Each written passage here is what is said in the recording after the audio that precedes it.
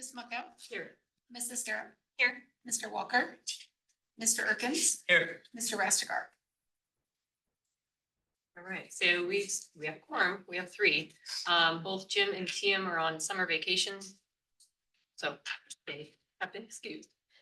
Are there any changes or additions to the agenda? Seeing none, moving forward. I'd entertain a motion for the approval of minutes for June. So moved. Do I have a second? Second. All those in favor? Aye. Right. Do I have two here? If you flip it over. There might be two, maybe two printed out.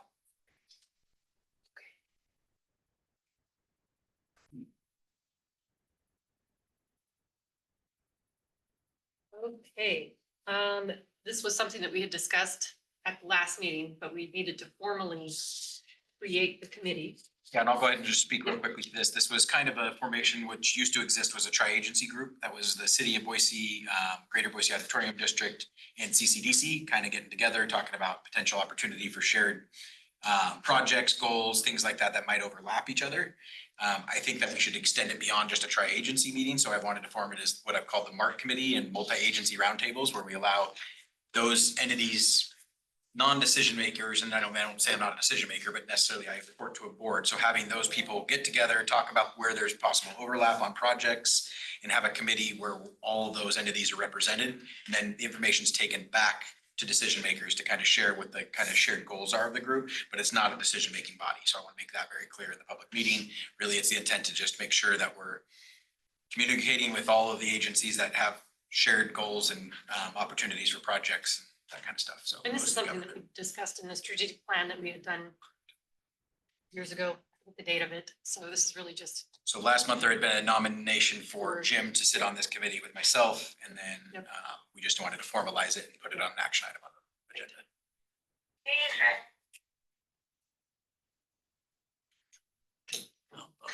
Thought somebody was on. So with that, I'd entertain a motion for the formation of a multi-agency roundtable committee. So moved. Do I have a second? Second. All those in favor? Aye. And under this, as we discussed last time, it'd be nominating Jim to sit on that seat with Cody for any conversations and meeting, and then bring it back to the board for any further discussion. So I'd entertain a motion for approval of Jim to the MART committee. So moved. Do I have a second? Second. All right, all those in favor? Aye. Aye. Aye. All right, Jim, he's voluntold since he's not here. And then just for the update, the board, I'll be meeting these probably quarterly, and then I'll report back, and me and Jim will report back to the board what we talk about. What Great. things that are topic. Okay, on to the monthly activity and financial report. Madam Chair, directors of the board. Obviously, we're reporting the operating results through June 2025 here in July. Total number of events in June of 2025, we had 21 total events last month. The original forecast was 17.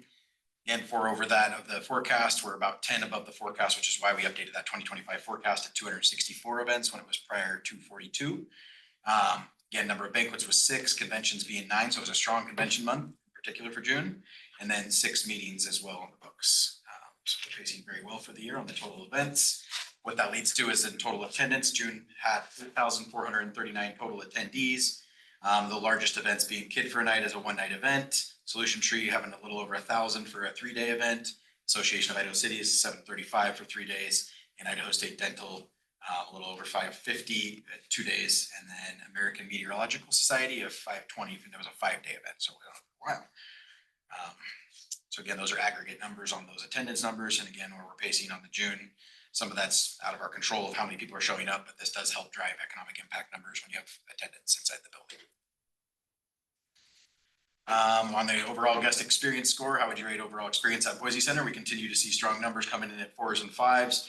We only had, out of the 21 events since last month, 6 of those have come in, which is close to about our 30% response rate. What I'm very, very excited about is some of the report that you're going to receive today from Julie. She gets into the departmental numbers of these. So we do ask more than just this question when we survey the clients. You'll get into those numbers on the biannual basis with Julie on her report. But we're still sitting at a 4.88, which rounds up to a 4.9, which is why that number is there on the left side. So very proud of that. Market strategy, which is really the sales team kind of initiatives and what they're working on, progress goals to date. They're pacing extremely well to their goals, and I'm very proud of the team's efforts this year. Future booked revenue being at just 3.6 million, almost 3.7. That's about 86% of the goal. On the future booked economic impact, 12.6, 73% of that future economic impact goal that you'll see in that little folder, the purple folder to the left, is the total. And then future booked room nights, 22,872, so 76%. So again, pacing really well for the team, hitting their goals this year. Got a really fun photo of the team. I had to ask if this was in the kind of realm of the what's the rabbit? Alice in Wonderland. There you go. That's the one I was trying to think of. But it was an event that they went to for Meeting Planners International. And then the WEC stands for World Education Congress. Yes. So as a client social outlet that co-hosted with Visit Boise, we appreciate their support on that, and Destination Madison, which Madison's got a lot of similarities to Boise in some ways as far as number of hotels to the space that they have, some of the same challenges. So again, this is a great partner opportunity with Destination Madison. Some of the RSVPs included association business, corporate, and third-party planners. So a really great event and a good fun photo of the team there. Again, this is all the same numbers that I just reported on the last, but you can just see it inside the graph format there. But again, pacing extremely well. And then you kind of see the month business on the current month being for each of those in that light teal box of what they've done for the last month. And the team continues to pace very well. We're extremely excited about their efforts this year. Shortened up some of these because we have quite a few people updating today. So again, I do my operational updates. I'm going to punt to Julie's updates that will come here shortly. And same thing with food and beverage, because she's got a lot of really great content. Again, these come on a biannual basis from the operations team to the board of what we're working on and how things are going on that side. We get into Boise Center's operating revenues, just shy of $1 million a month in June. Again, sitting at 6.86 million in budgeted revenues. The actual fiscal year to date operational revenues are sitting at 6.89. I'm very, very proud of this number here. We're within literally 0.47% of an actual budget number, 32,000 over on a 6.89. I know the board challenged me this year as I went into the budget season to present what I actually thought was going to happen. Well, it is coming out almost month to month, very accurate. We're very proud of our forecasting abilities in the systems, and the team is what makes us be able to do that at a level that we are. So we're very proud of that. Gross profit margin, June was a really strong month in particular. We had a 27% gross margin for June. So we're sitting at a gross profit margin of 20.1% for the year, the goal being 20. So fourth quarter tends to be a really strong quarter for us. So I think that again, I'm on pace for hitting that goal. And so I'm not concerned about that, but it should be a good year overall on that side as well. Economic impact, June had 3.6 million. Alone, again, our goal of 50.8, actual year to date, we're sitting at 32.5. So we're pacing very well for this goal as well, which is very similar to last year. We hit a 50.8 million. So we forecasted a little bit of a leveling off on that economic impact, and it looks like it's right on pace for that. Couple district updates real quick.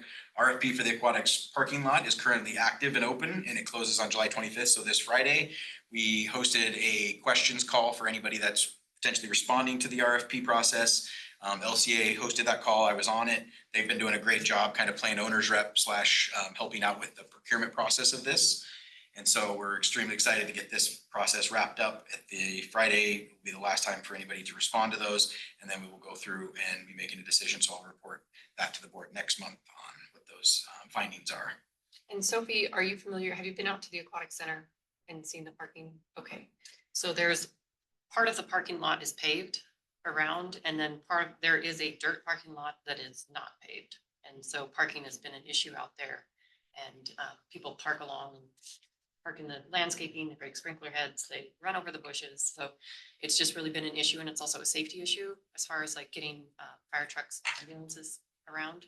So we're looking to see what it would cost to pave that unpaved portion currently and create a thoroughfare so that they can enter one side and exit all the way out, so that even big fire trucks can get through and not have to worry about turning around.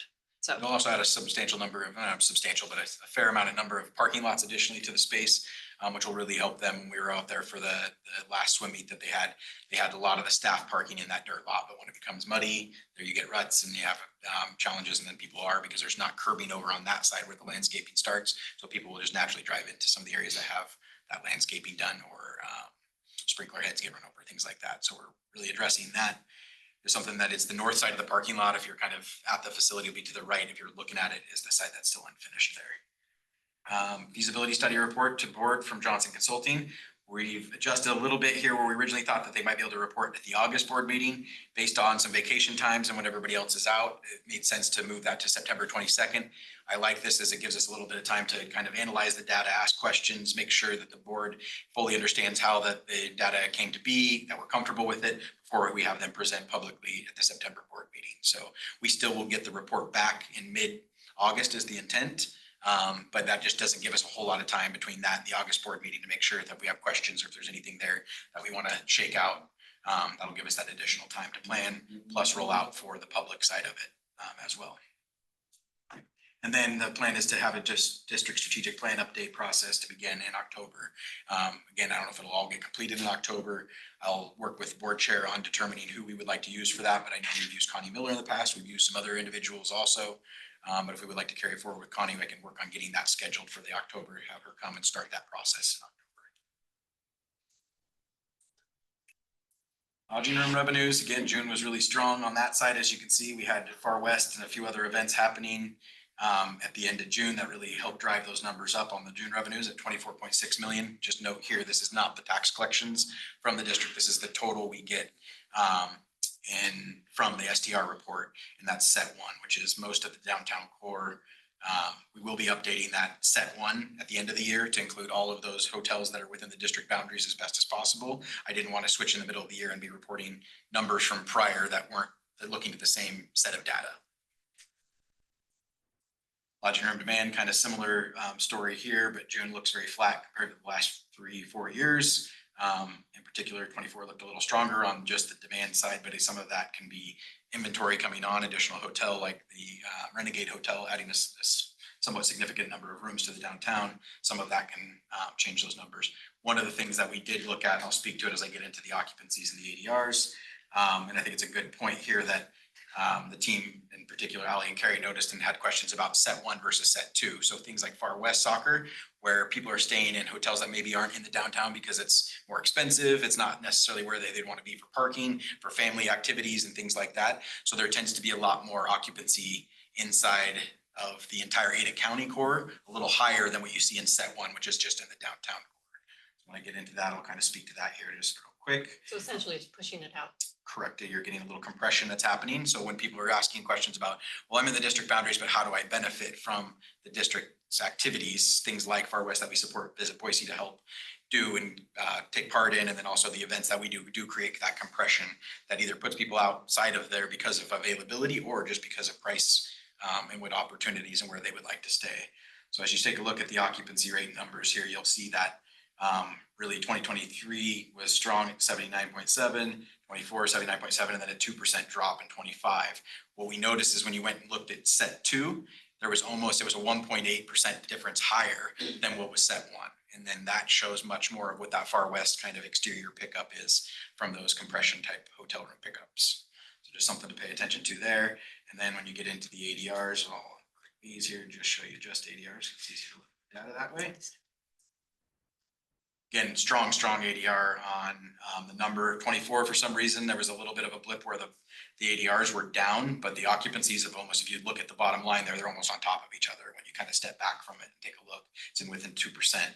But the dollar value between 24 to 25 was somewhat substantial. So that's, again, some of the pickup of that additional revenue. And this is just a static slide that I report each month, but it's kind of where we're at on the year and what we're seeing on the forecast to end the year.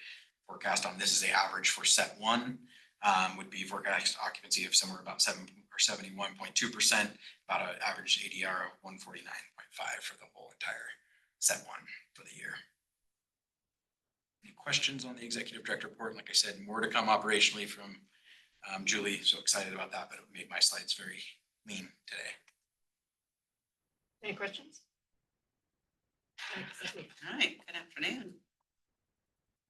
These are your year-to-date financial numbers. This is from December 1st to June 30th. See, it still is listing Boise Center District and Aquatics. The aquatics, I have since transferred all of those funds from the Wells Fargo account into the district account. So starting next month, you'll see those falling under the district. But currently revenues for Boise Center is 6.9. Our expenses are 10.8. We had budgeted at this point for 4.5. And so we're doing about $620,000 better than expected for Boise Center. The district outpacing as well, about $790,000.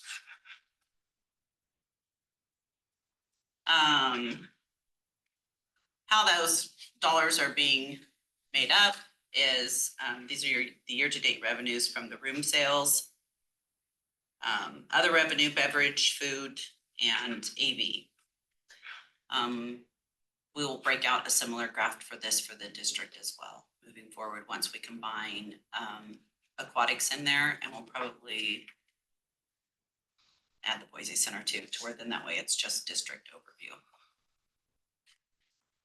This year hotel tax collections for June, we had $899,000 that came in. This is $264,000 above budget. Our first forecasted numbers. This is our fabulous transfer sheet. You didn't have a headache before. I have not been transferring funds from the district to the Boise Center, as Cody has just shared amazing news with how we're outperforming budget-wise.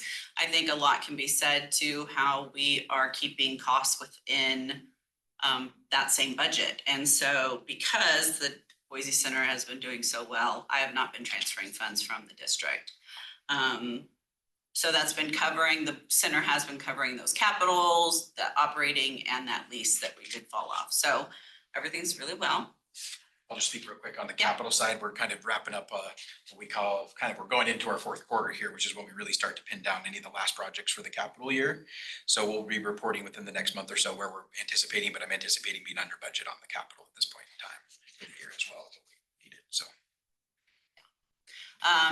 Our district cash position, we're sitting at with cash and investments 34.7.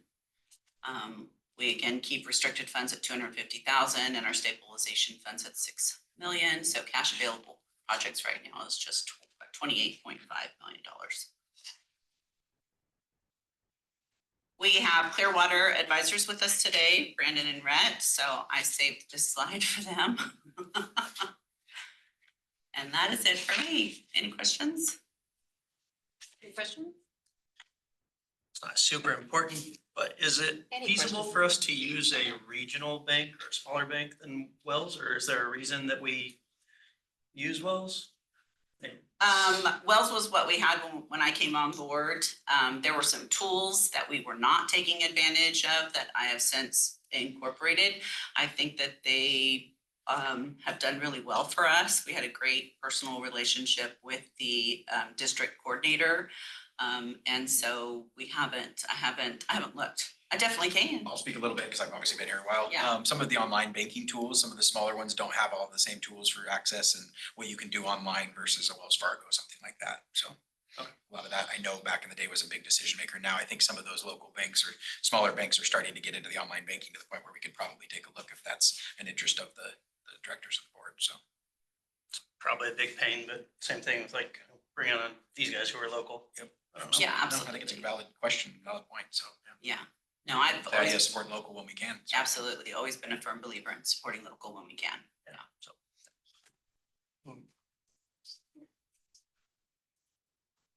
All right. Any other questions? I know we'll probably have some questions. We have several updates from Yep. staff today and some Yep. others as well. So you should have Okay. plenty of information coming for those. I'd entertain a motion to approve the report. So move. Do I have a second? Second. All those in favor? Aye. So. Is our lawyer here? Well, no, we can go into executive session. We can deal with this once. We can go into executive session and talk a bit with me and tell the people actually. Okay. Do we have a time? Estimated 2:30. We're 8 minutes ahead on them. So Okay. they'll probably be here, but yes. Yeah, we can pop in. I know he was early last time, so maybe he'll show up. Okay, see, I know that you guys can hang tight. You good? Okay. Is there a way to move them up, or does that not work? Not with the now, structure? Already Now, we would rather do that. started. I'd entertain a motion to let's see, Roll call. who wants to make, who wants to make the motion? We'll see how this goes. Move to enter executive session pursuant to Idaho Code Section 74205(1)(f) to communicate with legal counsel to discuss legal ramifications of and legal options for pending litigation. Do it by roll call? Ms. Markel? Yes. Ms. Sestero? Yes. Mr. Walker? Mr. Erkins? Yes. Mr. Westergaard? Right, good timing.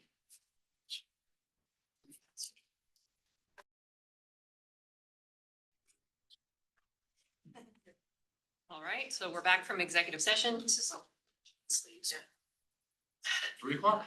Perfect, okay, on to item, No, what's that? no actions were taken. No action for taken in executive session, that's why we have action item F after executive session. So with that, I'd entertain a motion. Move to have Cody continue conversations with legal counsel and to come up with a next step. Yes, With regard to the view class litigation. with regard to the view gas class litigation. Yes. Great, thank you. Do I have a second? All right. All those in favor? Aye. All right, go get him, Cody. Okay, on to other business. Item A, thanks for sticking around. Yes.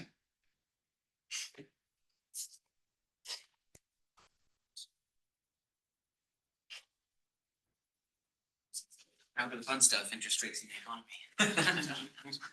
Rick. Legal interest rates. Riveting. Holiday. Yeah.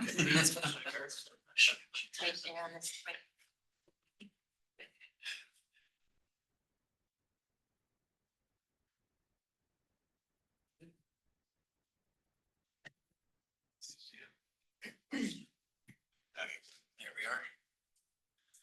Chair, other directors of the board, happy to be here again. It's been since April, and given our key events list here, I'd like to say it wasn't too exciting, but there were a number of key events that we'll go over, and then we'll talk about kind of where we see interest rates going, the curve, inflation, and kind of the investment outlook, and then talk a little bit about what's changed in the portfolio. Not a lot.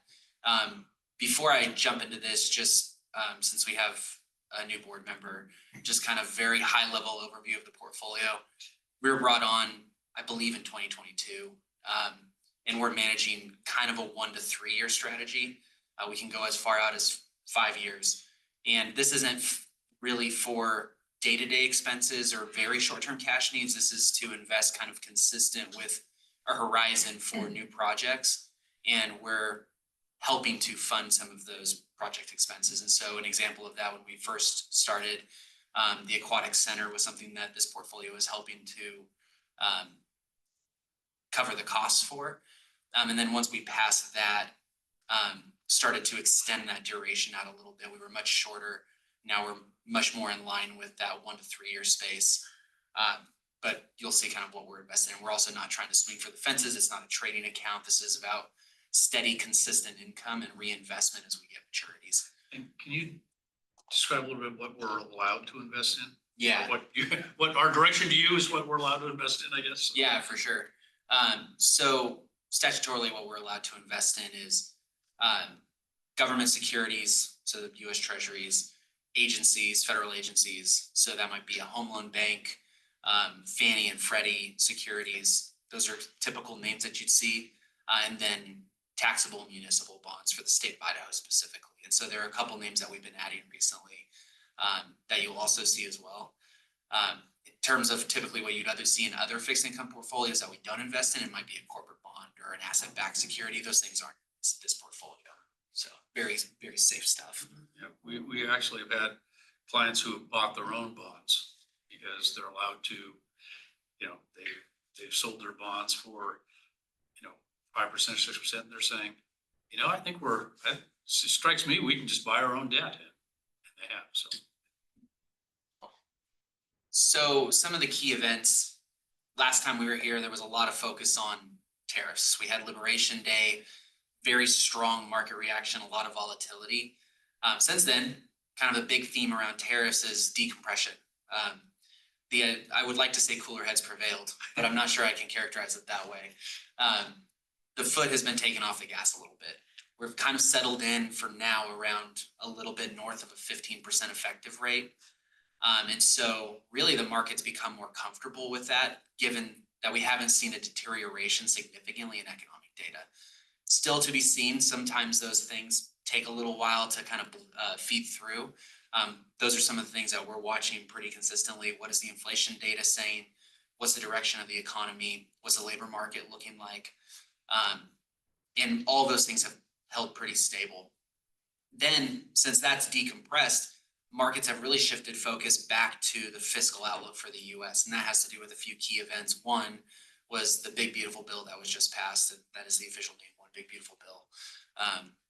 And that was just passed recently. That has about a $3 trillion official deficit impact over a 10-year time frame. So that's pretty significant. That means a lot of new debt issuance in the next few years. The market's going to have to absorb that, and the price at which they absorb it and who's buying that really matters. Something that we have our eye on. In addition to that, and kind of, it's nothing new. The U.S. was downgraded by Moody's, so not a new data point, but or not a new kind of situation we're in. We saw S&P downgrade the U.S. We saw Fitch downgrade the U.S. That started in 2011. So really the theme here is that's reinforcing kind of this negative outlook on the US overall. So it doesn't mean that the US is going to fail or the dollar is going to fail tomorrow. It just means we're continuing our gradual path in fiscal deterioration, and that's being reflected in by rating agencies. And then finally, kind of in the shorter space, so that all affects the longer end of the curve. In the shorter space where we kind of operate for this portfolio in that 2 to 5 year range, kind of a big theme recently is everyone's been looking, what is the Fed going to do? And, you know, really it hasn't been a lot of fireworks in terms of what they've done. They've held rates steady for quite a while now. And the market's starting to look at when are they going to start cutting? But the one big thing is the Trump administration has increased pressure on the Fed chairman, whose term ends in May of 2026, to cut rates, or he has threatened at times firing Jerome Powell, which from all of I worked in Washington before on the banking committee. My sense is that's not legally possible. I'm sure you can try to do so and it would get litigated, and they're not shy from trying things.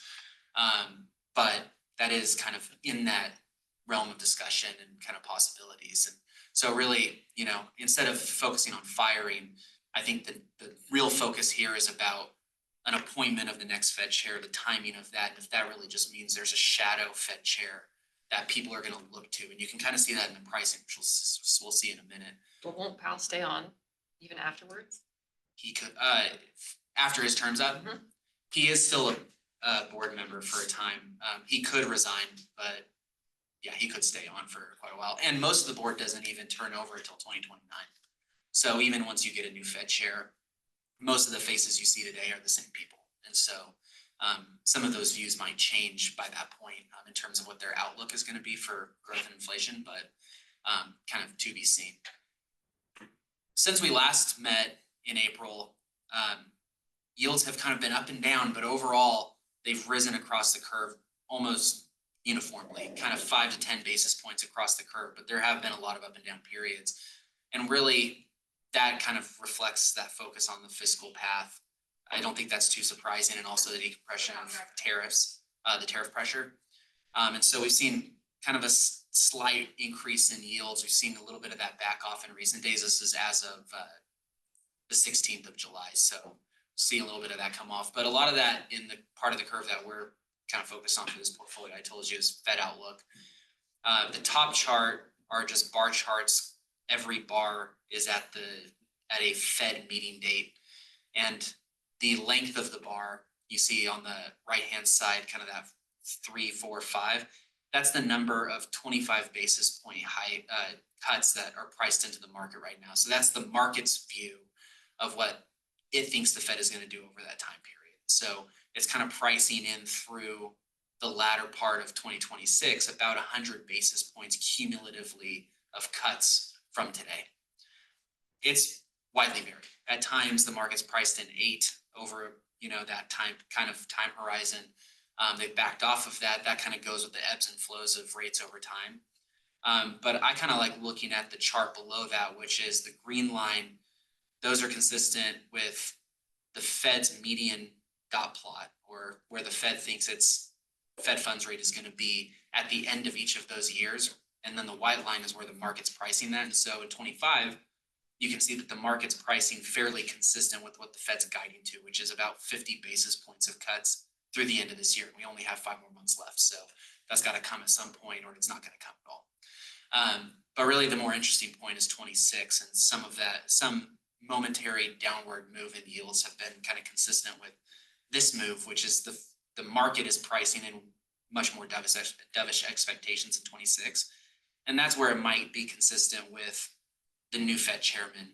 There's a lot of political pressure for somebody who views the rate outlook to be lower, more stimulative to the economy.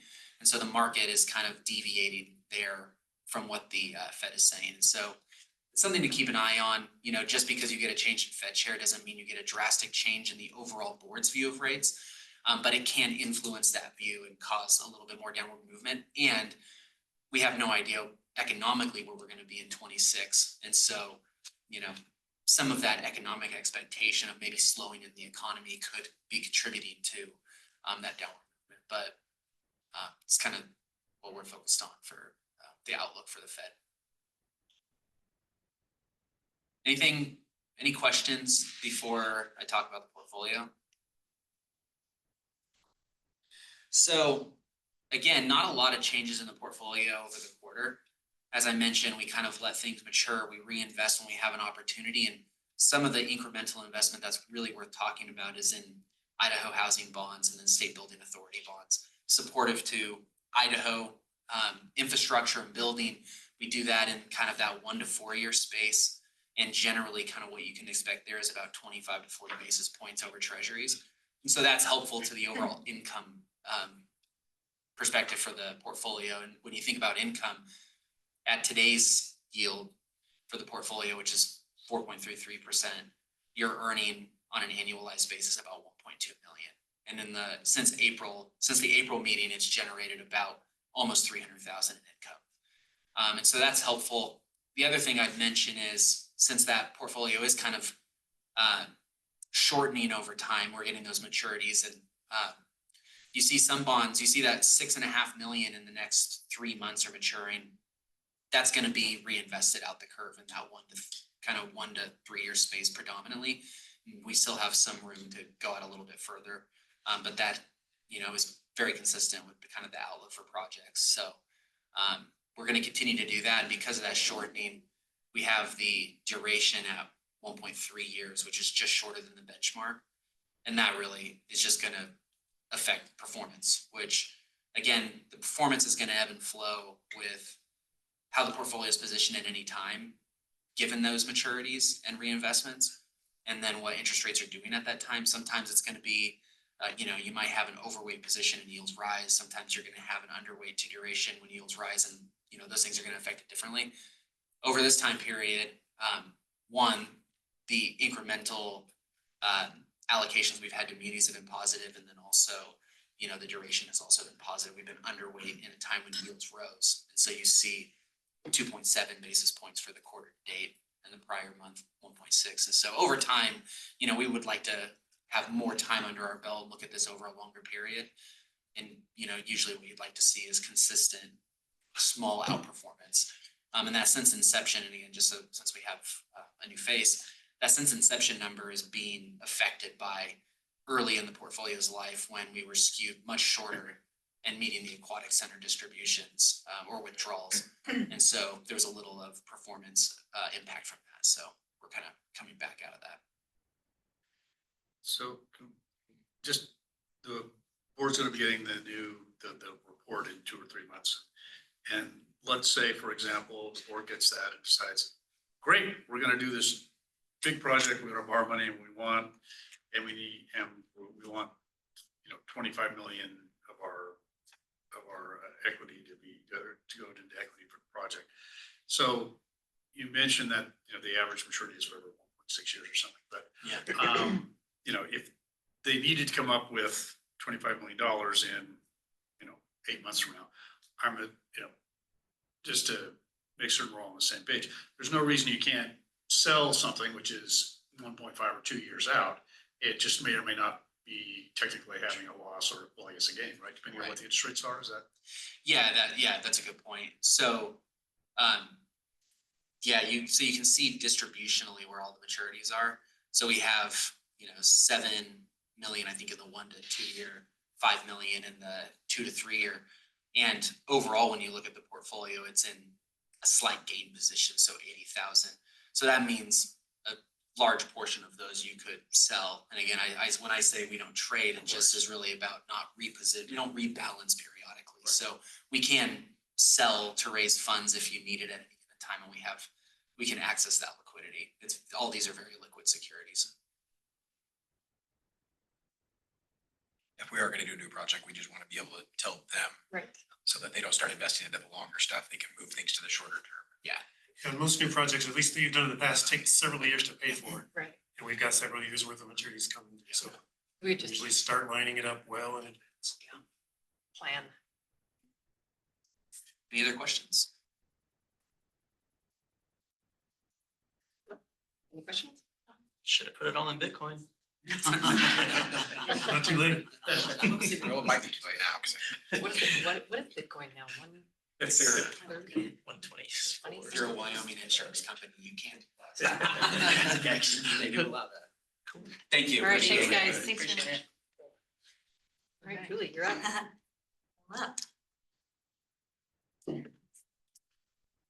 Everyone.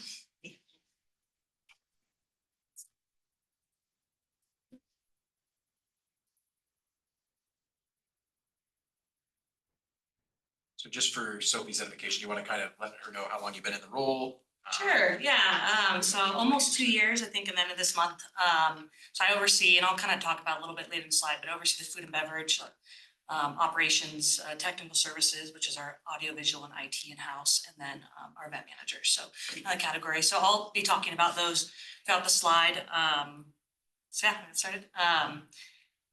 And Cody usually talks about this, but this is just highlighting some of our events in June. So Kid for a Night, which is they host annually, St. Luke's. The top 2 pictures really show our team always has a fun time with this event because it's all our, AV lighting that let us really hang a ton of things. And so our team continues to do a great job with this event. Had over $24,000 in bar sales, which is a 10% increase from 2024. And they raised over $900,000 towards NICU. So it's a really fun event. They use Olive West and the Grove Plaza. AMS conference, I want to note this because I just thought it was interesting. They are one of the first clients that have asked for us to track their green initiatives. So how much trash they use in the building, recycling, power. We haven't gotten a client that's asked these. Usually it's been in Oregon, Washington, Vancouver, where we were just at for a convention. So we're putting in a plan of what we can and can't do in the 90s building. And so that was a good test. And then we're going to continue as we move forward what we can do here and working with the city of Boise. So that was interesting, them wanting to know that data. And then Shine is an event on the bottom left. They haven't been here since 2023, but they were in East and now West. It's a fun dance group. And so they're actually looking to grow and return annually. So we're excited for that. Julie, can I Yeah, Next question. Yeah, sure. The green initiative tracking, is that a trend that's coming from others, or is that this, I know you said it's the first event, but have you heard of other conference centers that are doing that? So yes, but not coming to our region. So so Portland, for example, which is the epitome of recycling, and they have staff full-time that actually monitor every day how much energy they use, heat. I mean, they put in quite a bit of investing to. They're a be able to platinum share LEED that. facility too. So again, the amount of support that they have from the city side for recycling initiatives is a lot different in Idaho. Compared, or even in the city of Boise is true, like as far as what we have available to do recycling programs, all of that support. So we're somewhat limited. So groups that come into Idaho probably that's not usually their first initiative of why they chose Idaho. Is there any value on the sales side to have that information proactively to try and pitch prospective business? Or again, since it's not the destination, Mary Michael has a. Sorry, excuse me. Get out of my chair for a second. Excuse me. Good afternoon, Madam Chair, members of the board. So for many years, we've tracked leftover food from events donated to the rescue mission, and we do track pounds of recycle diverted from the landfills. And we keep these statistics, they're published every year on our website. Post-COVID, like coming out of COVID, we saw there's been a rise very much from event planners in green initiatives and seeing it, and more so, some of it's really HVAC oriented, clean air, like they want to know how far are you pushing clean air into your buildings, which is something that we started during COVID, but it's become much more in vogue trend post-COVID. So it really wasn't talked about at all during COVID, but now it's right on the forefront.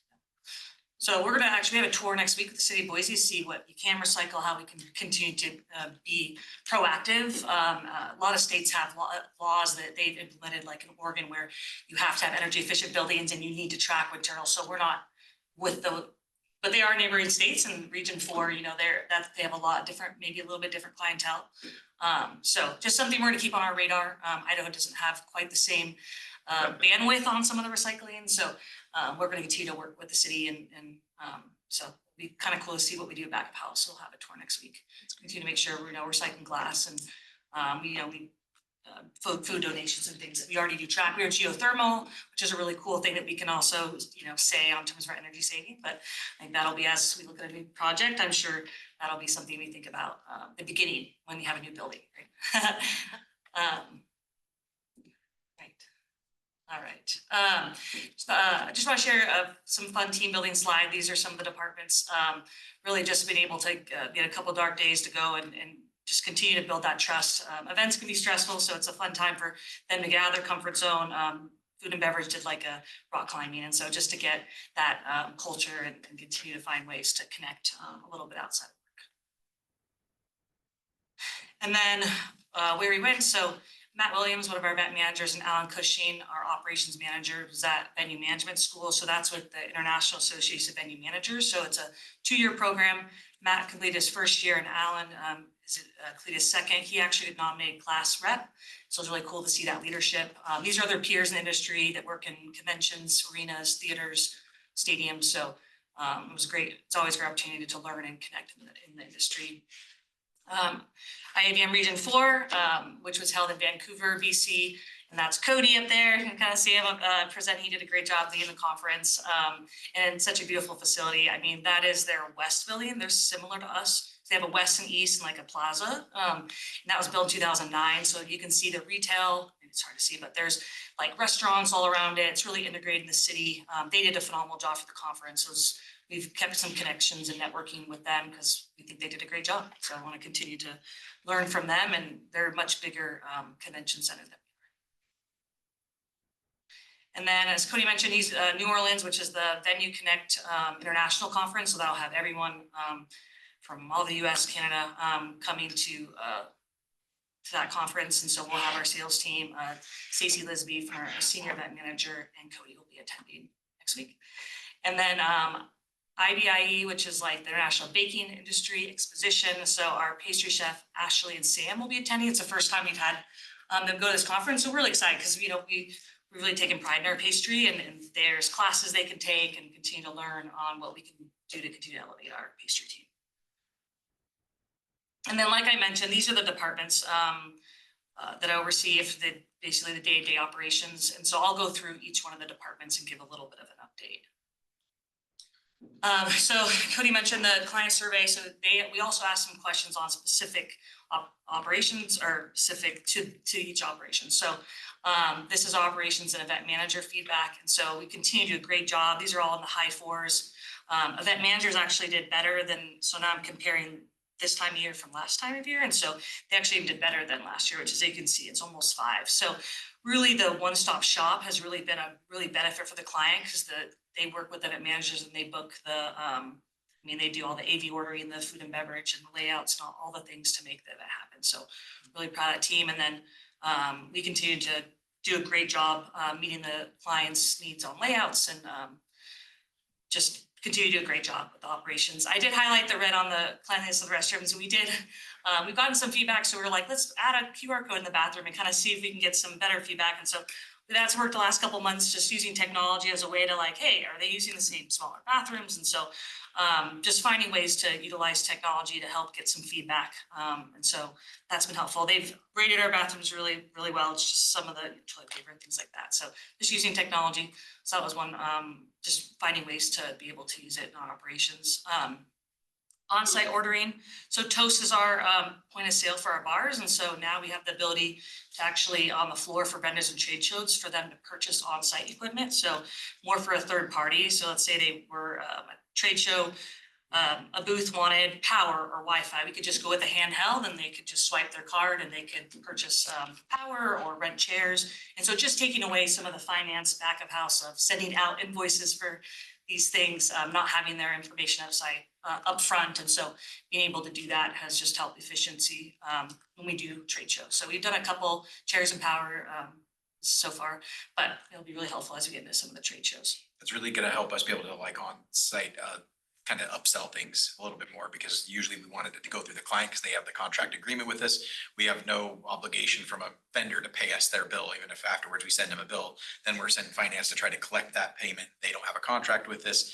This just says, hey, you want a piece of equipment? We can charge you for it right here and there and we're done and it doesn't need to go through the client's back end and then they have to work it out through the client side. Yeah. So it's a lot easier to upsell on the floor for the team. Yeah, and take care of it right away. And so a win-win. And so we're not saying, no, we can't do it because you didn't give us a contract and stuff like that. So it's a good process improvement. Is power separately metered for trade shows? No, it's like they want a power drop, so adding power to their booth or something. Special power or specific power. So each trade show, usually the vendors or the client will determine how that they do it, but they usually charge each vendor power, whether they ordered it or not. Now, if you need 30 amp special drop, a power drop, there's additional charges for that and the clients pass those on to the booth. So now if the booth wants, hey, I brought in a pizza oven, I need this special power. The client's not like, hey, you need to pay me more money and then I'll figure it out with the center. We can take care of it with just the booth. So they could do it. I mean, we can sell any item through on essentially like a breakfast station if they want, if a third party wanted to pay. So just another avenue to help us improve our processes. Staffing update, we decided that got the coordinator in place, so our operations leadership is fully staffed.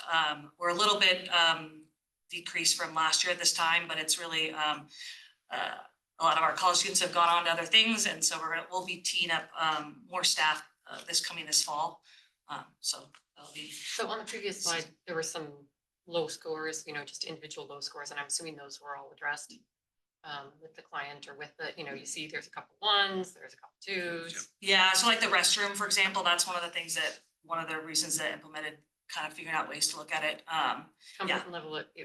Comfort level of your event space. These are correlate. If you look at the Quality of threes that we've attitude. gotten on the overall, they tend to show up as a 3 and then we get very few of them. But truthfully, anytime we have a 1 or a 2, there's usually action taken from the team because they're. So when we get this with it'll get shared with our directors and and managers in each department. So we'll try to provide that feedback to the client and figure out why and how we can do better. And so it really helps us be better for the next time, but also want to make sure that we're meeting the expectations of the client.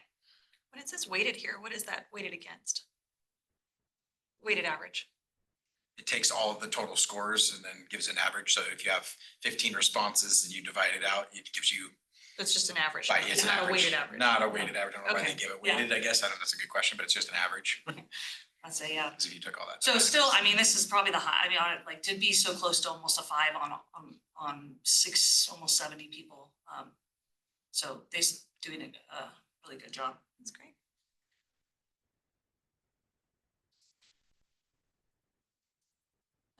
Technical services, so you'll see it's a little bit lower, but it's actually improvement since last year. So Amber, our AV manager, continues to do a great job getting the layers in place and also training and continuing to make sure we're providing that service. So this is an improvement from last year on what it scores. And I'll kind of speak to that real quick is the technical services side where we tend to get some people that they don't order Wi-Fi because they don't think they need it. The client says, no, we're good. We'll use the free. And then the attendees are logging on to that 1 meg connection. It's just about fast enough to do email and that's about it. And then we try to educate our client that, hey, your end users are using this much data and then the experience might be poor on their end. So we try to educate them the next year, which is why I think some of these have improved. But some of it's just clients that don't see what they need from the Wi-Fi side and then go with something that's just the free and then the experience isn't as great. So that was one of the 3s last year. So we're continuing to find ways to educate the client, and make sure that they have what they need and for internet. And then just a couple updates on the technical services. We're going with Rockbot Music Streaming. So that's a license essentially for businesses for millions of licensed songs. So make sure we're following the licensing for what we can play in background music. We hope this is a good addition for our clients because it'll have ability to add promotions or messages to the platform. It has music from other countries, and so just broadens and making sure that we can provide different music for the client, as well as like it can be changed on mood. So we're excited. We're implementing that this month. And then for staffing update, we have a new director of technical services, Todd Baker. He's coming recently from NNU, worked at the VA and a couple other state entities, heavily in IT, and so we're really excited to get him on board to continue to elevate our technical service team. And then, like I said, Amber's done a great job as you continue to navigate. It's a little bit more from last year as we were at this time we're getting people in early to get them trained, and so it's more of a technical position than others to make sure that they can they know what they're doing. So when it is time for their events, that we're fully up and going. And so working on a tier system to make sure we have the right technical people in place. And then food and beverage, this is a little bit of a slight decrease. And so that's one thing that we are making sure that we are providing the best food and beverage service to our clients and guests. And the one I circled on overall selection choices of food, we just rolled out our 2025 new menu. So we've added new items. And so we have a lot of reoccurring clients, whether it's in the local Idaho convention or gala. And so this menu, we're hoping to see more selection we'll have more selections to be able to offer the client and help making sure that we are meeting the client's expectations. So mentioning the 2025 new menu, staffing update, we've hired Michael Carter. So he's our new executive sous chef. Steve Lively retired this last February, so it's been a great addition. He's also has wide range of culinary experience. He worked at a culinary school, so it's just really great to have that in-house to be able to continue to teach and train the rest of our staff. So it's really exciting. We're 13% down from last year, and I think a lot of that due to dollars in the aisle, but also like this is a slower time right now, with just compared a little bit compared to last year in the food and beverage. And so we'll start gearing up. We're hiring right now to make sure we have the part-time staff so we can do this fall semester. And then I know we mentioned bar sales a little bit more than what we thought on projections, but so I was going to highlight just Wild Sheep, which was mentioned a few months ago, was a record for us, over 39,000. So it's about 6,000 more than last year. ESI, that event brought in $24,000. So just a little bit of a variance. And then just looking at, we did increase alcohol prices this year, so that'll kind of go in every few years. We try to assess the prices in the industry. So, government entity, making sure we're charging the correct amount. And then product also has gone up well. Same with the menu. So just making sure we're staying in line. Non-alcoholic beer is growing really up 25%, especially among young adults. We're not seeing that necessarily at the convention center with the demographic of events we have in-house. So I think we're seeing a pretty similar trend. The biggest trend for us is like what event we're hosting. So more local events. When you have nonprofit fundraising, you're going to have more of our sales than maybe a convention. So we have a little bit more local events, and that's kind of what we're seeing. So yeah, I just thought it worth sharing. And then just some event highlights. These like motivate the team.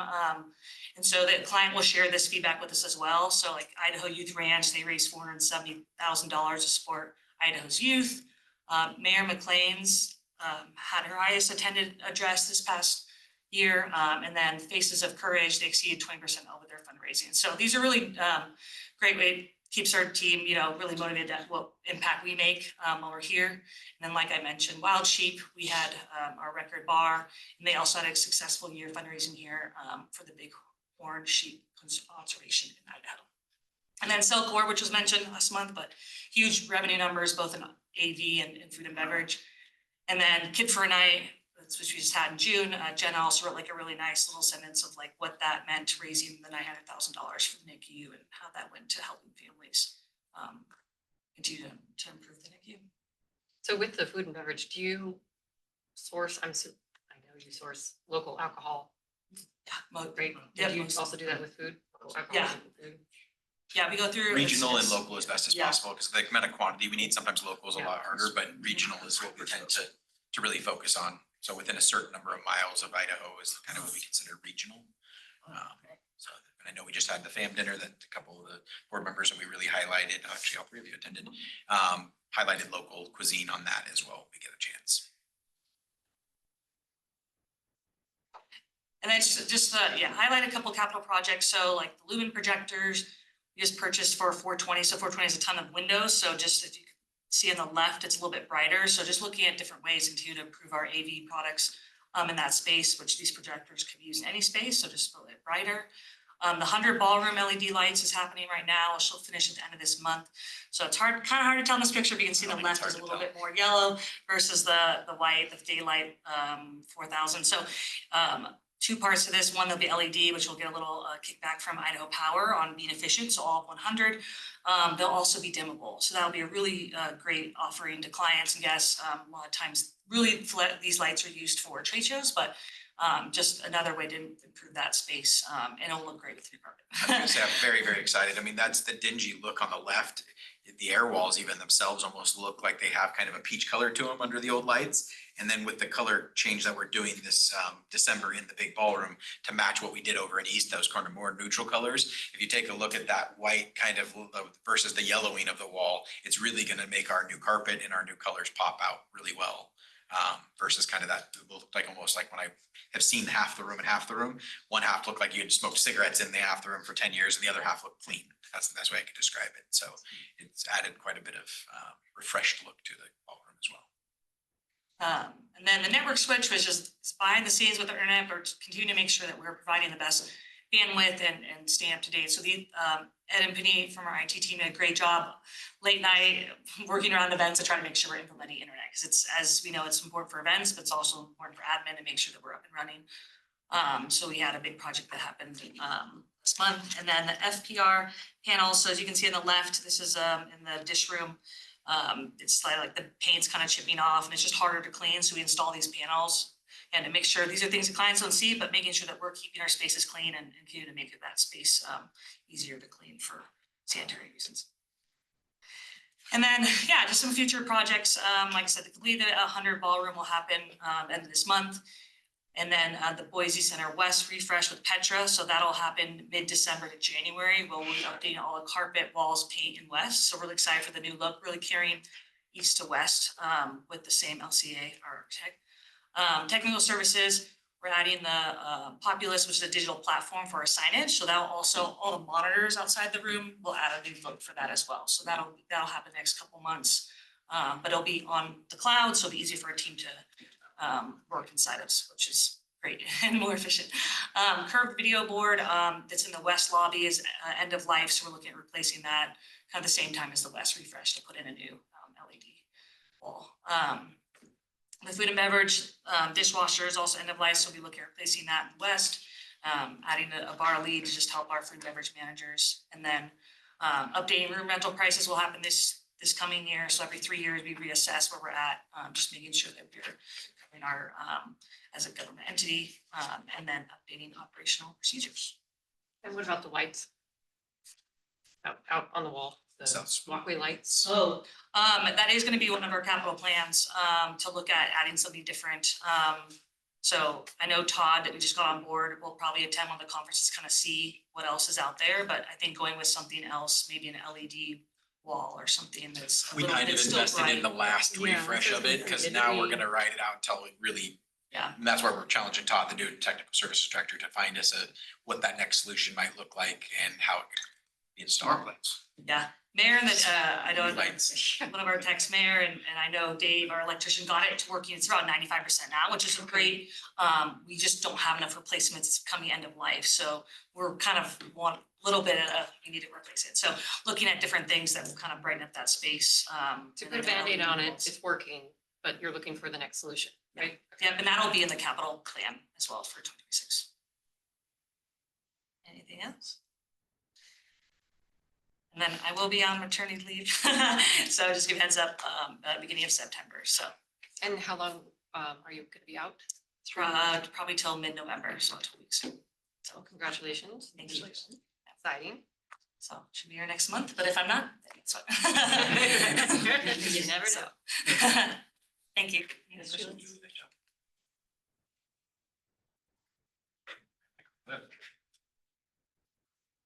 Okay.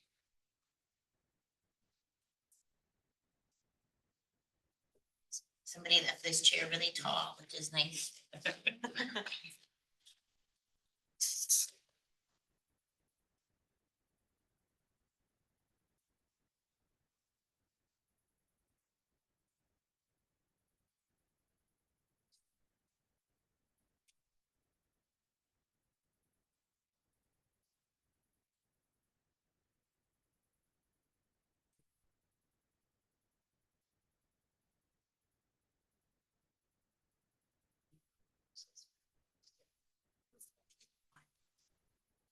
Good afternoon, members of the board, Madam Chairman, members of the board, excuse me.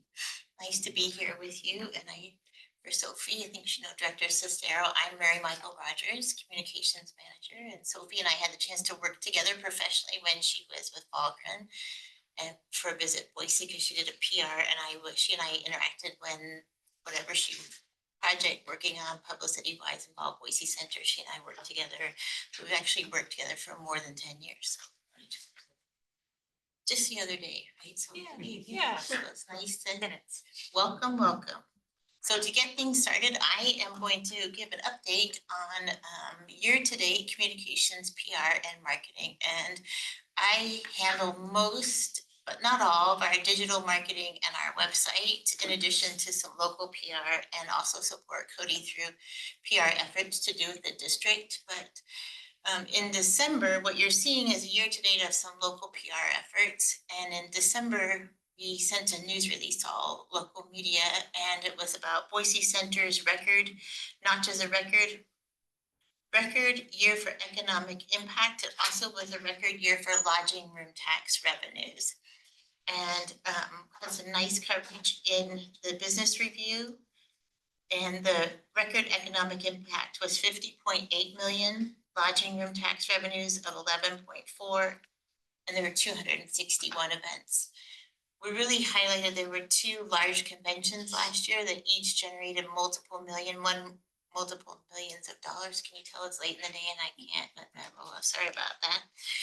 The Daughters of the Nile, I think it was Cradle Point, but the Daughters of the Nile was 2-point-something million in local economic benefit. And just trying to remind community citizens that the district really is here to promote local economic benefit. And then in the middle, you see Idaho Business Review reader rankings, and late in 2024, businesses are nominated in special categories, and you encourage people to vote for you. Boise Center was nominated again. We've been nominated a few times as a best event and meeting facility. So we were one of the 3 top meeting and event facilities for this. So the issue came out in March, special issue within the business review, and then we have the rights to use that logo and advertising, which we do in social media and some other local advertising that we do. And then on the far right, the Boise Dev, and you, I know are familiar with this. This is when Cody and I met with Don Day a couple months ago, and he decided to do a deep dive on the district expansion and what might be possible with a new facility or sports stadium. And he covered the study that results are forthcoming later this summer. And then one that's not pictured here is the date in June of the topping off of the new AC and Element Hotel. There was another article by Nick Rosenberger, who covers government and local growth for the Statesman, about Boise to welcome the crown jewel of hotels on Grove Street. And this new hotel, 15 stories, 296 rooms, will open mid next year, and is just 1 block from Boise Center. And I did a little rough calculation that will bring the amount of hotel rooms within 1 mile of Boise Center to just under 2,000 when that happens. 14 hotels and just under 2,000.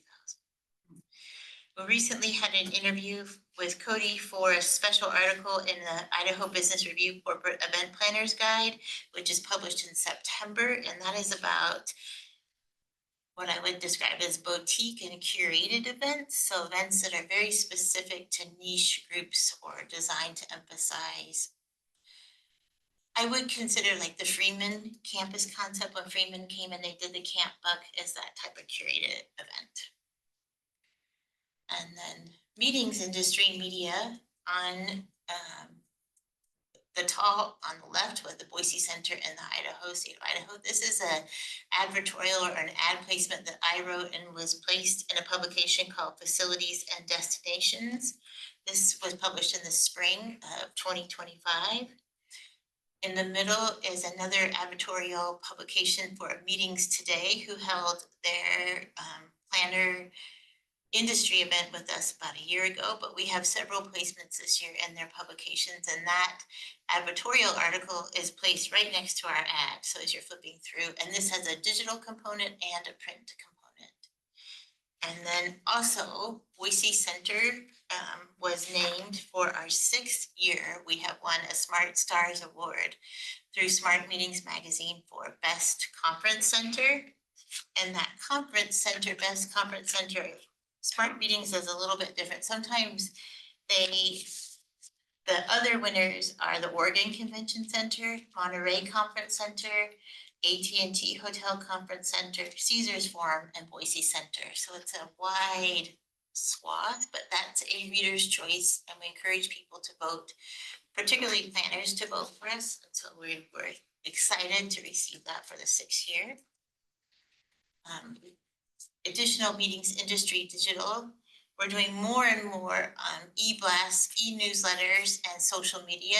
And on your left, the Smart Meetings, this is an e-blast earlier in the year, and it was sent to 5,000 subscribers, Smart Meetings subscribers. And we highlight Boise Center, Boise Makes It Happen, and we're touting our coffee at $40 a gallon, and then also giving them a little flavor of what's here in the destination. But I thought I would point out, right up above the Boise Makes It Happen, might be hard to see, there's a nice quote, and this is from a testimonial. Quote, Boise is one of the best kept secrets in destination and meeting planning. And this is by a planner who provided this for us with the American Meteorological Society. They're meeting last year. So she sent us an evaluation and wrote some great comments. And then I contacted her and said, would you consider giving us permission to use this as a testimonial? And in this newsletter, I've just cherry picked the one sentence where I have the space we've used longer. And it's also on our website as well. In the middle, you'll see an Instagram post, and this is a sponsored post with North Star Meetings Group, and they have a large publication called Meetings and Conventions. We have a campaign running with them through August. It launched June 1st. And then on the right is a Meetings News Northwest, which is just a regional publication. The e-blast was sent to 4,800 subscribers, and Boise Center does our own branded, and then Visit Boise. Sometimes we'll run them together, but really we're trying to build as much brand awareness about Boise and Boise Center to put ourselves in front of Seattle and Tacoma and Portland, Oregon. And then our digital, these are our own branded digital campaigns, digital marketing campaigns, which are essential in our marketing efforts. We use these marketing campaigns or digital media campaigns to increase brand awareness, generate website traffic, and generate event leads. The different media channels are used, and we target B2B audiences. The ads are placed regionally, so most cities within 350 miles, and then in strategic direct flight markets, including Chicago and the Washington, D.C. area. A couple of strategy things I'll talk to you about. In January, we narrowed our search ads. Search ads are some of our best performing ads, and I don't have one here. They're usually very small. Search ads are like the yellow pages for digital, the modern yellow pages. It's probably one of the largest traffic drivers, and it's somebody usually short-term searching on their phone, whereas Boise Center, or searching, I'm going to that Society of CPAs meeting, I need to find Boise Center or call that. On the left, the native ad.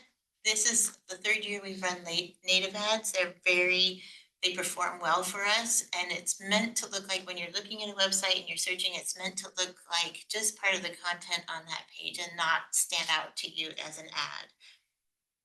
In the first quarter, we added a new ad called Google Demand Gen Ads, which are display banner ads, and they're new on the market, and you can take advantage of Google's audiences and targeting, which is fantastic.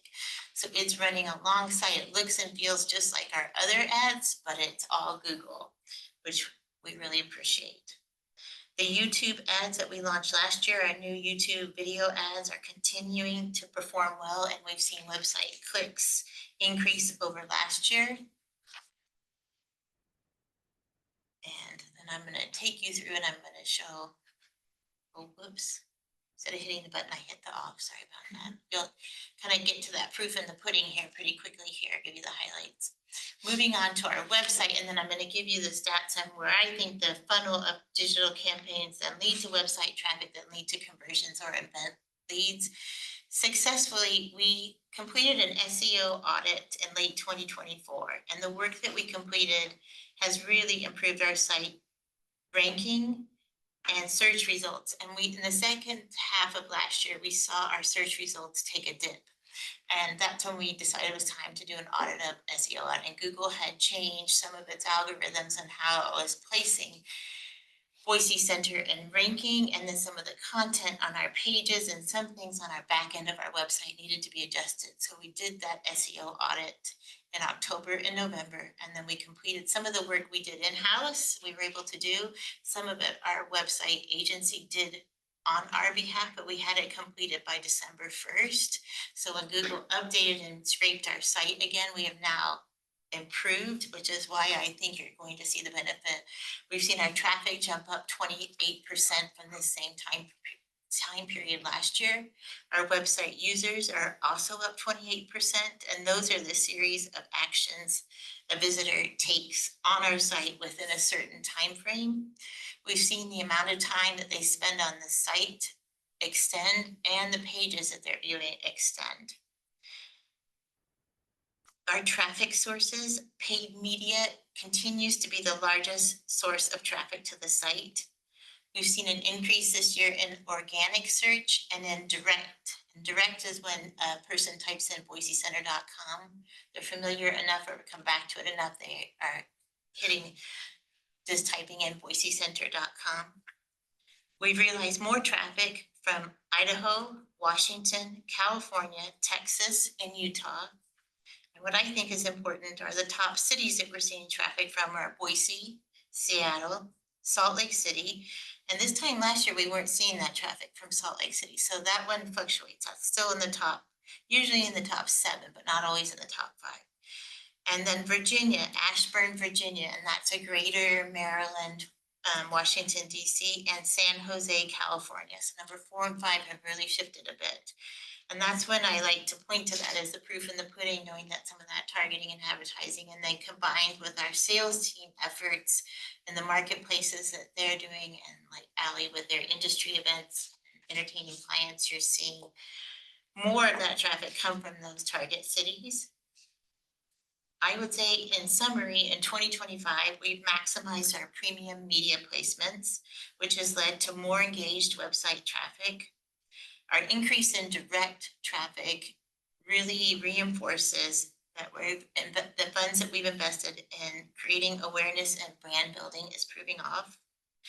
Our ad conversions, or what we consider our KPIs, which are website lead submittals, have risen 30% over the same time last year. So we've seen increase in website leads, increased traffic, and we're seeing traffic from those geographic markets where we really would like them to grow from. A shift from, I consider it that we've really been able to check those boxes. It doesn't mean we can't improve. There's always room to improve. You know, we always want to improve and grow, but we're in a healthy spot at this point. And I would be glad to answer any questions you might have. How are you using AI? So I'm doing it right now to ask how to do it for a convention center. You know, for me, I use it. I'm going to answer this twofold. I use ChatGPT some. we're just about to add a support position for me. And part of it has been, there's many things, I had an intern that worked with me last fall and she was great. And then I advocated for a support position.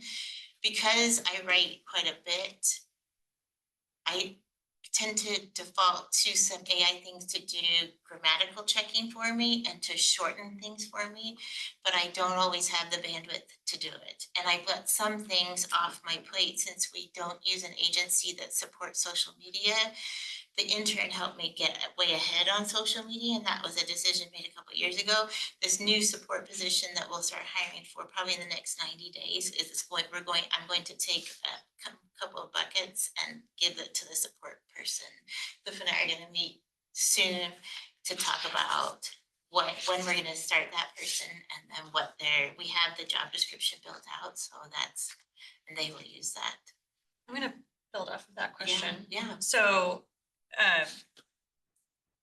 when you talk about SEO dropping, I know yeah. that one of the trends that we're seeing is SEO is dropping because people are leaning into AI to do their research Right, for them. right, their content, right. I'm curious, I'm not familiar with who the web agency is that you use. I'm curious if that's something that they might be able to support with, is getting ahead of how AI is scraping and researching. So if I'm a meeting planner and I'm saying, give me 10 options Yes. of destinations in the West that could host conventions, Yes. how we can make sure that the Boise Center is included in some of that reference materials. And it's a great question, and I agree with you. I do see it as a weakness right now. Cliff will get to this, but we're going out to RFP for a new creative agency. When we decided to leave Drake Cooper a couple of years ago, we went with a few independent contractors, and the contractor that we work with for website can support SEO, but not to the level that we need. They're good, but they're not to the level we need. We have a digital media buyer who supports our SEO work, and she's good. But I think a weakness is when you work with a full service agency who has a thorough creative and web development and who's up to date on these trends, I think it helps be an extra support person for us, like a fourth wheel, kind of go fourth leg to the dog, three-legged dog, to that support which we need. I did attend the SWITA Summit, which you and I were there together, and understand more of that, and it's really growing that knowledge, so I see that as a weakness, and we do need to do that. Because we're a center that self-operates, and we also have in-house marketing, we're a little bit of a zebra and a room full of donkeys, you might say, or a room full of horses. We're a little bit of a zebra because many times centers themselves are their marketing is handled by the destination management company, or maybe it's handled like when Ally was with Austin, they were part of the city, so it was partly the city and partly the destination. So yes, we work really closely with Visit Boise, but we're still that zebra in that field of donkeys, so there's not peers necessarily. I'm sorry if that seems like a strange. No, I think it's a good- Strange, Especially the donkey, I because- like the horse one better. Yeah, The the donkey horse sounds one bad better. together, but- So to answer your question, yes, we could benefit it. And it's a little bit hard because we don't have a peer. Even the fact that we self-operate food and beverage and audio visual is different than many of the centers who outsource that. One of the things that it said was differentiate yourself from Spokane from. Yes. It's because you have in-house. Yes, which we do quite a bit, and we talk about the coffee. Yeah. Yes, yes. And I'll speak a little bit, just the other position that I'd like to add is part of it, we want to make sure that as we potentially head into future projects, Mary Michael's time is going to be a lot of press releases, a lot of getting that data out about the Johnson Consulting, so I really do see this as an opportunity, plus an opportunity to really grow that social media arm that we continue to see become so important to driving traffic, so. AI, we do have an AI policy. It's a very, not a robust policy. It's a very high level policy that basically keeps us from HIPAA laws, the things that, and then we're continuing to look at other convention centers that have them and seeing if we can pull the best out of it, but we've kept it intentionally very light, but at a high enough level to protect us from stepping in it. But using the tool, I want to make sure it's still a tool to generate ideas and brainstorm, but it should not be doing the work for us necessarily. The way I describe it to my team is if I walked in and see you doing long division and you're writing it out, and there's a calculator on your desk, can ask why you're not using the calculator to do something that you could do. You've already proven in school, you know, long division and you can show your work. I want you just to be efficient. And so AI is much more about efficiency. We probably will for myself personally, and anything I do that's a confidential thing would probably, I'm not gonna use open source ChatGPT to put different things in. And that came up last year, TMS does that in, I think in the marketing committee. And I'm a Public Relations Society of America member. There's a few members, banks and different things that use private AI networks, where when you're not doing confidential things, some of our other staff members use open source, which I probably will use a more of a subscriber base. Thank you for the question.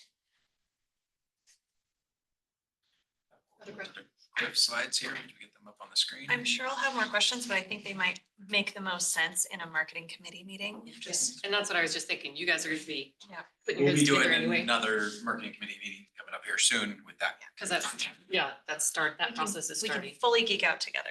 Okay, good. I look forward to it. Thank you. So just a couple of quick slides. I'll give you the cliff notes. The fun. One of the bigger projects that I wanted to mention to the board is the fact that we have helped the center create a new tool. This is our sponsorship and branding guide. The center has never had one, and so this was kind of a heavy lift for us. Mary Michael was really influential last fall doing our very first AV guide to really let clients know all the services that we can do and all those in everything that relates to IT. This relates to everything that a client or consumer could do in the building. This is going to activate, let me just pull right here to the table of contents. You can see different areas that the client can activate. Some of these things are just, this is like an idea book, so to speak. You see where you can put decals, where you can put window clings, where you can do all these different kinds of things. And it gives you the breakdown. It gives you the logistics of how many windows do we have? What are the sizes? What are the measurements? And some of these things, it's really kind of an upsell for our event team and for our sales team, because they can actually point to and say, hey, you can do these things, or these are things that are available to you to do. So a lot of these are at the client expense if they want to go out and produce floor decals and window clings and, banner displays.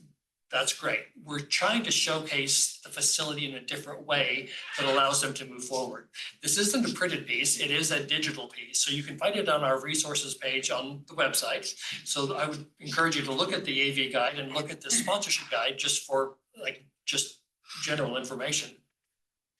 But this took a lot of cooks in the kitchen.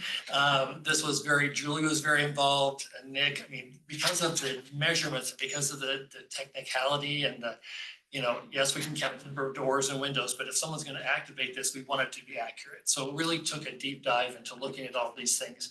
And so for the first time, we have a first draft, and then we're going to obviously make edits over time, but so far this has proven to be a very successful tool. A lot of clients have asked for it, and we haven't had it. We have done it piece by piece or case by case, but we've seen other facilities do this. And so it's very worthwhile for us to have this available for our clients to make their experience even better. Very common in larger convention centers and how we've got this tool. So as you can see per this slide, it goes, we try to put a visual with the details. We're calling out Boise Center East has its own color in the teal, the green's Boise Center West, everything is kind of coded. It walks you through all these different areas. And there's like I say, quite a few different categories that this does cover. So once again, kind of a heavy lift for many staff members, but it's a first, and we look forward to using it in the future. One of the things we're doing is updating our window graphics. Thank you to our new board members. We are getting your profiles front and center. This also, because we're doing those two windows right here at the top of the elevators, we're also taking a chance to update our award recognition, all of our 25 awards from Smart Stars and meetings today. We're also updating our fun facts, and this is kind of where we kind of try to highlight the recycling things that we do and the different donations, the different just fun facts, just to keep people engaged. If you have a few minutes and you're just loitering through the building, meandering through the building, you can actually learn something new. Our national campaign is continuing. As Mary Michael mentioned, we're going to be going out to RFP. So this campaign will sunset here this fall, and we'll be launching some new creative. But this really was designed to focused on the meeting planner who's looking for three things, basically site, city, city, facility, and making sure that their clients are happy. So we're gonna check all those boxes for our meeting planners. In third quarter, we have quite a bit of advertising placed, and as Mary Michael highlighted, which most of our placements do come with some additional exposure, whether it's an advertorial, whether it's an e-blast editorial, it can be anything, but usually we're placing in key publications and we are trying to attract that extra added value. So it's not just money out the door, there's a story, there's an editorial, there's a promotion behind it. We have a chance to do an e-blast to their mailing list, those kind of things. So fourth quarter, same kind of thing. We're just continuing on with these key publications are the ones that are being read and the ones that are still being printed, but basically the campaigns that we buy, not only are we buying a print ad, but it also it's a package. It contains the added value, but it also contains digital components as well. So we're on their websites. We're trying to get exposure wherever we can. That's our ultimate goal, is to get that exposure and to pique their interest and make the meeting planners want to call. Our local advertising efforts, we do a few ads, and most of them sometimes are sponsorship or barter type exposures with Idaho Business Review and things like that. But when we have a chance to actually it's a different message, same message, but just a little bit different to local planners or local companies who might want to consider hosting their events with Boise Center. A couple upcoming projects. We've identified the fact that we need some additional maps around the facility. So on all of the entrance doors, we are doing this. The green box is basically a logo and some just general information about event entrance and or no outside food and beverage. But we are activating all the doors. We are putting this same look basically around the building. And this will be being installed in August. We're just making the final tweaks on the designs. But really each map on each set of doors has a "You are here," which will take them to the main entrances. And so once again, we're color coding things. East is the teal color and green is Boise Center West. And so you'll notice too, these signs on West actually use the Boise Center West logo so that we can continue to kind of subtly make that statement. As mentioned, we actually have 2 RFPs coming up this fall in the August and September timeframe for agency services, for creative services, and for apparel. So when we're buying our uniforms, when we're buying aprons or hats or chef coats or polos, whatever is needed, we have a preferred vendor in that category. So each of those will be for 1-year services and be good for up to 5-year renewals. And chances are we'll do something similar when we did the RFP with Drake Cooper 6 years ago. We'll probably award several RFPs. One for a key agency that will do our national creative and our national branding.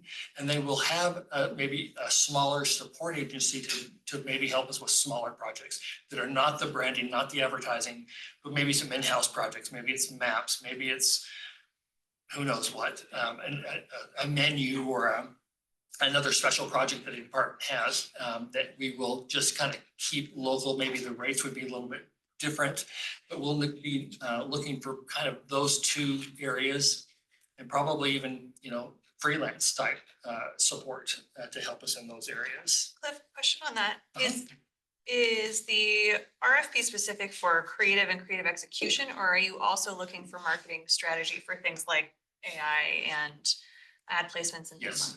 Okay. One of the heavy lifts that you're going to see in the capital budget will be the redesign of the website. So that will be with our main agency. So a lot of it is strategy, a lot of it is direction and targeting. How do we target our message? How do we stand out from amongst all these other cities? I don't need to do what everybody else around us is doing. I want to stand out. And that's my ultimate goal, is to try to find someone who understands what our goals are, what our mission is, why we exist, and help us to really exceed and excel. Maybe find some new areas or new ways that we're doing. from what we're currently doing, what are some new opportunities? And so I think every year as we write our marketing plans, we really try to identify what are some new things that we can try that we haven't done that we might be able to get some more eyes and ears on our message. So both those RFPs will be rolling out, like I say, I know Sophia is a member of our marketing committee from the board. You'll be involved in some of that communication, so look forward to having you participate with us there. I think that's a couple others. We're activating obviously sponsorships throughout the year, and a couple of those upcoming things are with the chamber. We participate with them in order to once again use our event managers to get out there and connect with the community and see where we can help, whether it's promoting terrace rentals for Alive After 5 or whether it's holiday parties. And annual reviews, I've got a department of one, so it's still on my to-do list. Our budgets and obviously writing our 26 marketing plan. That is, going to be, it'll be different this year because we have the new website as a project, and that's going to be a heavy lift. We really want to take it apart and bring something back that just is truly even better than we have a good site now, but we just really want it to be even the best that it can be. What was the last time the Boise Center had a rebrand?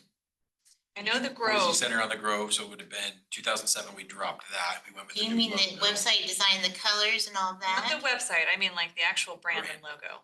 That logo that you see there was done in 2011, so it would have been, before that, it was the teal, do you remember I back think it was Oh, I in the do. 90s? Burgundies.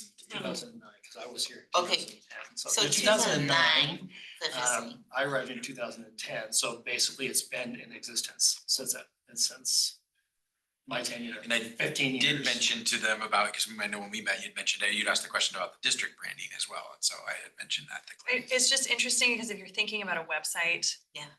If that is something that is possibly on the horizon, or if there is some zoom out bigger picture that needs to be looked at for a possible potential additional resource for the district, I'm just putting a flag on that.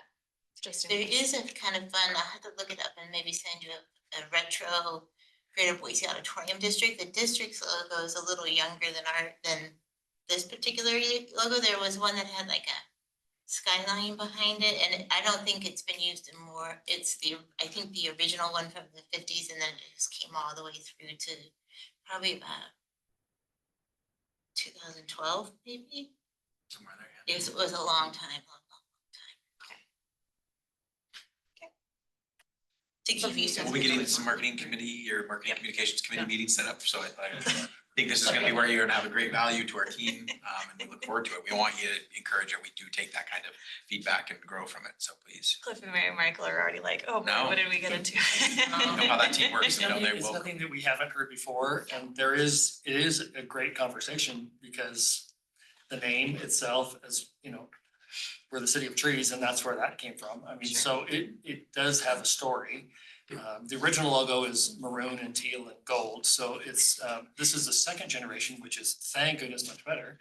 But, yes, identity. Yes. Before Jesus. We have 35 years Yeah. of it was history to fight, so. Introduced, it sounds like when I was in high school.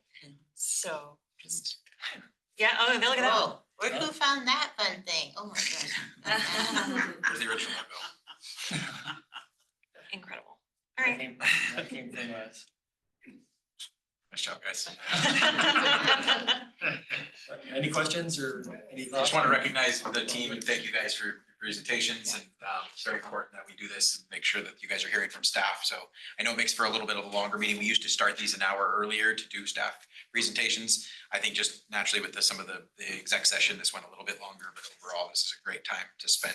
I want you guys to be able to feel comfortable to ask questions. We have one last agenda item. It should go fairly quick because we sent the crisis communication plan over to you guys. What we're really looking for is just kind of a formal reward approval. I did get comments back from several, but if you have questions, go ahead, and me or Mary Michael are happy to answer any questions you may have about the plan. I'm sorry, I thought you said you didn't want any conversation via email or feedback via email. Did I misread? No, I think we said if it was via email, it would be the things that were in highlight, because those are a little bit more sensitive to open meetings. And if you respond, you should only respond to Cody. Not to the whole board, so it's not not to a the whole discussion. board, so we're not having accidental email conversations, so. Got it. Great. If you'd like to have a meeting, if you feel like you have a lot of conversation that you'd like to have, I'd be happy to set up a meeting with the team. I But don't at a think- high level today, I'd just be curious to know feedback from your guys' perspective, and if we need to put the action item to approve later on, I'd be happy to move that as well. So I mean, I would kind of walk me through like your decision tree. I know you have the decision tree on what, you know, how you decide which is level 1, 2, 3. Oh, that's a good question. Are you asking how we came up with that or how, sorry? Yeah, and I mean, I guess the process, right? You have your committee. Mhm. You guys get together and you decide, you go through this decision tree and you decide if it's a 1, 2, 3, right? As the committee. Correct. Yep, and we ran through that decision tree probably 3 to 5 times in different meetings where we all came up with scenarios. And that was where we kept finding some of those ones where you get a split off that goes in 2 different directions a little bit. Yeah. It was because we ran into some things where we're like, okay, is this scenario fit? But we have yet to find a scenario that breaks down inside of that decision tree at this point in time. So we're feeling very comfortable about that process. So I didn't run ones in my head, but you know, I was Yep. kind of walk.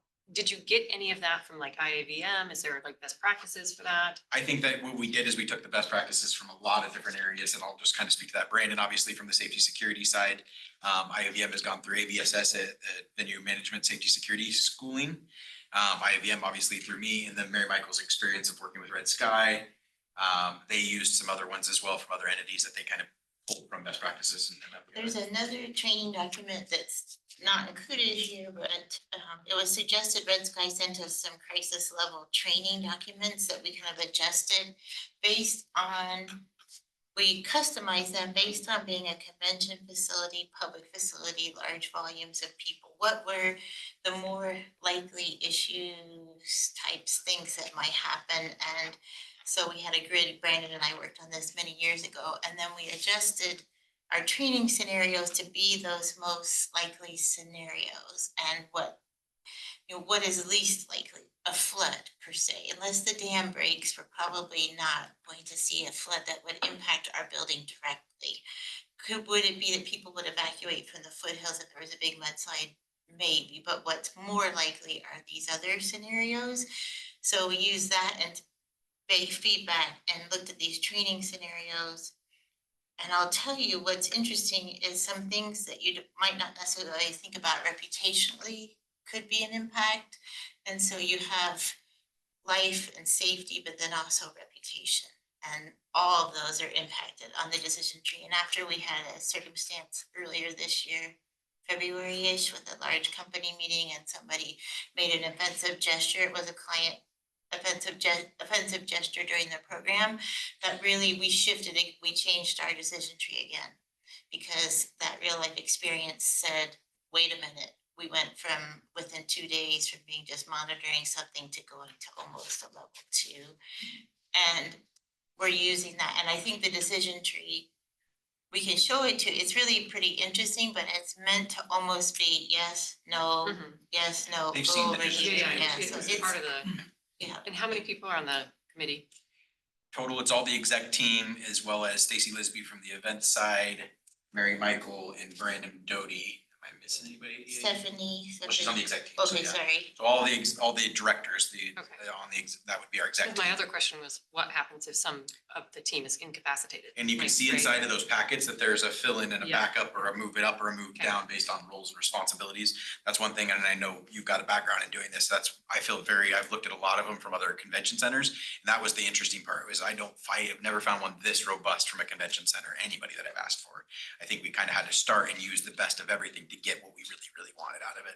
Now, what I will also say is every single person on that committee, on the crisis communication committee, has taken a level 1 and a level 2 FEMA training. So we understand the basic language of what an incident commander does and what that means if FEMA were to take over our building. So we know when our point is to step back and go, yep, now we're just here to support.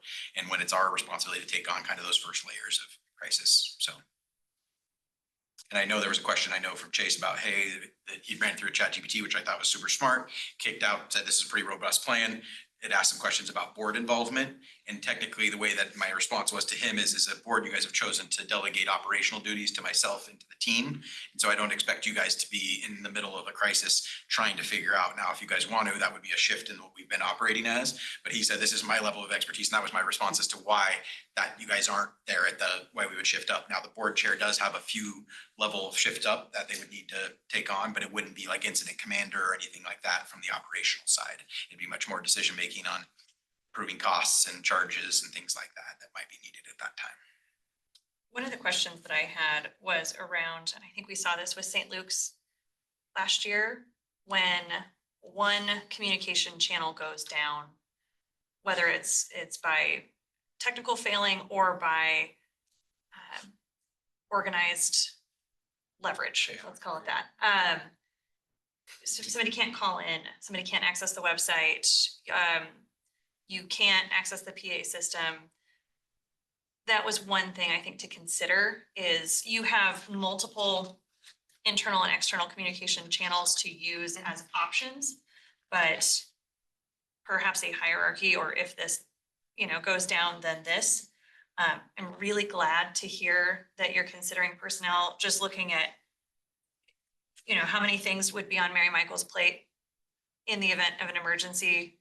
And if she's not here, that's a big gap. So I'm really glad to hear that. And I also just wanted to say, crafting crisis communications plans are difficult for a number of reasons. For one thing, you are trying to think about any possible thing that could go wrong, which is not only stressful, I think a lot of times it can be emotionally draining, mentally draining, and this is a wonderful working document, especially for a very lean team to put together. I have a couple other thoughts. I don't think they inhibit us from passing this today and following along with the, optimizing on a quarterly basis. So I'm happy to catalog these and share them. The one thing I would stipulate is that this be revisited after a crisis happens to optimize on any learnings that you have at any level of crisis in real time, so that that's not lost if it's 3 months away from. Absolutely. Yeah, any of the feedback, because we did get some, I know that you made some comments about where there was communication, the email was incorrect. We corrected that, but what that caused is also consistency into those roll packets and making sure that the email and the phone number were in all the roll packets. Some of them just had the phone number because we thought, from a cell phone side, that's going to be probably in a crisis where you're going to communicate. But there is times where we're going to be like, no, it's level 1, this is email. So I'm making sure there's consistency in that is what we're still upgrading or updating at this point in time.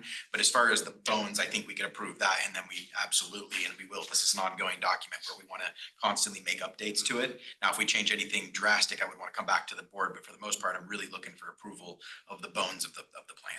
And I know you said you'd update quarterly, but if you know that your FEMA contact changes. Or we just hired a new director of technical services. you're gonna be Those are the things that updating we'll that. just now, we're not gonna wait till the quarter to change that contact information because the last thing. Because I mean, that was my main concern is that, you get to a situation and you're like, oh crap, John left 3 months ago and we don't know who's in there now and we don't have their phone number and can't get in touch with somebody. So.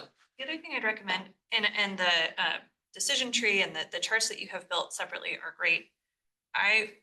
Even if it has to be a poster, I think having a single page version of this that's distilled down to the barest of bones that can live in staff lounge places, in offices, where if there is an active shooter on premise and someone needs to just look up and remember how to get started because you have a little bit of decision paralysis or fear and actual crisis feelings are involved, having something that is simplified and strips away some of the technical jargon may be useful to make sure that this actually gets implemented.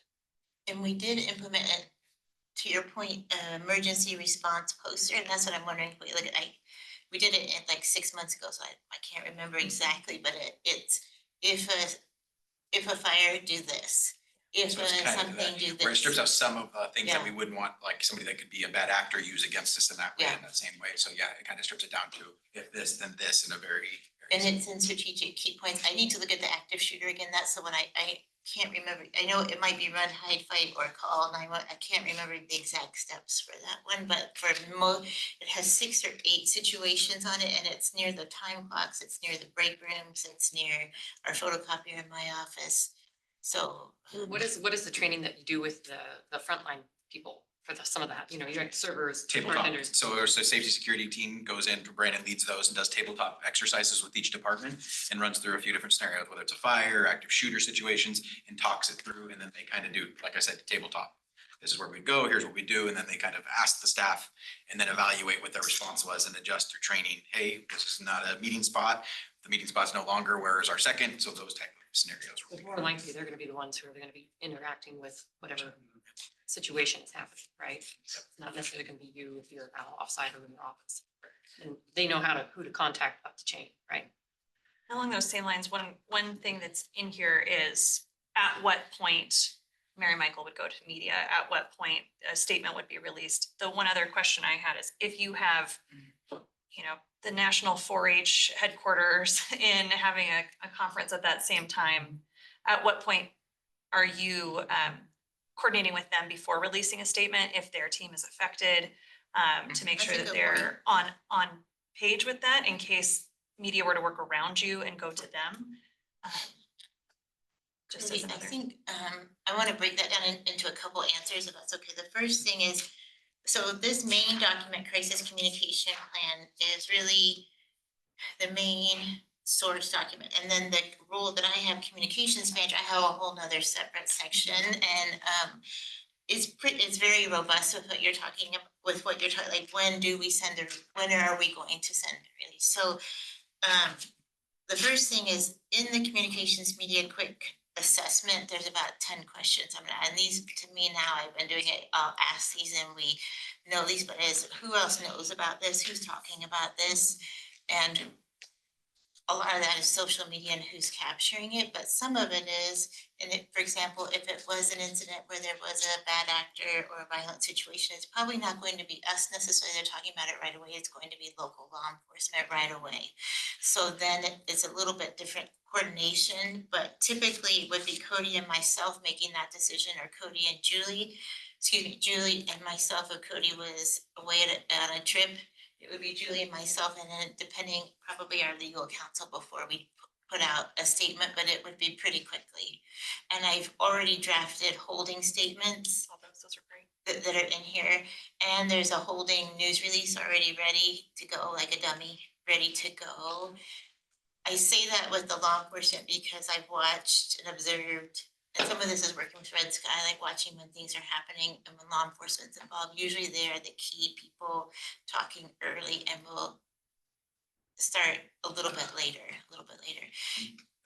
So it usually would be myself and the executive director that are gonna decide timing wise and what's happening and what reputationally is happening, what the crisis is and the severity of it. And then, but yes, taking into consideration the client event that's in-house as well. We've not had, there may a handful in the past 10 years. One was earlier this year, the other one was September 11th, where there's been clients in the building and there's something that has happened that's affected what's going on.